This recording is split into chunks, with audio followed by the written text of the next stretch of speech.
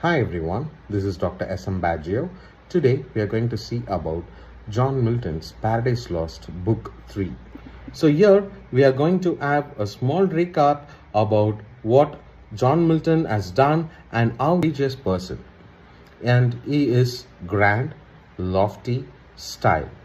Milton has taken story from the biblical characters about the fallen of men and describes it in the Paradise Lost, and his famous works for Paradise Lost, Paradise Regained, and Samson Agonist. This is the image, and we have a small recap about Adam and Eve in the Eden, that is garden.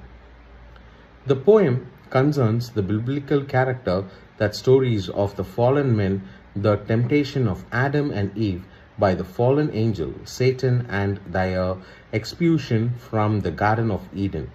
Milton stated his purpose in Book 1 is to justify the ways of God men. The story of temptation and fall of men, the story of Adam and Eve, temptation and fallen, is a fundamental different new kind of epic, a domestic one. Adam and Eve are presented first time in Christian literature as having a full relationship while still being without sin. They have passion and distinct personality. Satan, disguised in the form of serpent, successfully tempts Eve to eat from the tree by preying on her vanity and tricking her with his mesmerizing speech. Adam, learning that Eve has sinned, commits the same sin on purpose. He declares to Eve that since she was made from his flesh, they are bound to one another. If she dies, she must also die. In this manner, Milton portrays Adam not only a brave figure, but also a great sinner than Eve, who is bravely aware that he is doing wrong. After eating the fruit, Adam and Eve have lustfully sex. At first, Adam is convinced that Eve was right in thinking that eating the fruit would be beneficial. Soon they fall asleep and they have terrible nightmares. After they wake, they experience guilt and shame for the first time, realizing that they have committed a terrible act since God. They mutually blame each other. Meanwhile, Satan returns triumphantly to hell amidst the applause of his fellow fallen angels. He tells them about how their scheme. He gives them the complete domination over paradise. As soon as he finishes his speech, the fallen angel around him becomes hideous snake. Satan himself turned into a snake, deprived of claims and hymns and unable to talk. Thus they shared the same punishment and shared the same guilt. The temptation of fallen Eve. So these are the images which we have heard, and from this perseverance we can see themselves with the thickest three. Heavily bands down from a sky of jasper, lighten out in paradise. So the Paradise Lost is an epic poem in blank verse by the 17th century English poet John Milton. It was written and he was born on 1608 and died at 1674. The first version, published in 1667, consists of 10 books with over 10,000 lines of verse. A second edition followed in 1674, arranged into 12 books in the method of Virgil, and it with a minor modification carried throughout the notes of versification.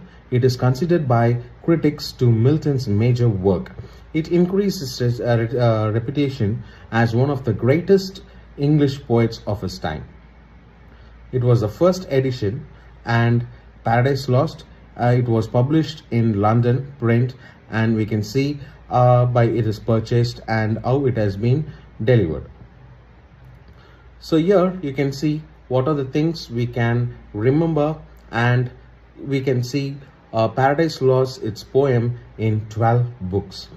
So John Milton wrote the poem in blank verse. Paradise Lost was written on the biblical theme of the fallen men. Narration of the poem unfolds in the poem Paradise Lost has two narrative arcs, one about Satan, Lucifer, and the following Adam and Eve. Book 11 is the longest book in Milton's Paradise Lost.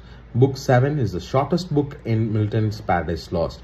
10 books were included in the first edition of the poem Paradise Lost. 12 books were included in the second edition of the poem Paradise Lost. The second edition of the poem Paradise Lost was published in 1674. In Book 3, John Milton describes God sees Satan flying towards his world and foretells the success of his evil mission to tempt man. So God explains his purpose of grace and mercy towards man, but declares his justice must be met. Nothing else his Son, who sits at his right hand, freely offers to sacrifice himself for man's salvation, causing the angels celebrate in song of praise.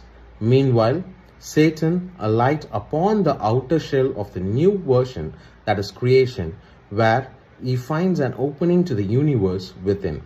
He flies down to the sun, upon which an angel Uriel stand guard. Satan describes himself as a cherub. He pretends he had come to praise God's new creation, and thereby the trick the angel into showing him the way to man's home. So with this, John Milton completes his third book. Thank you.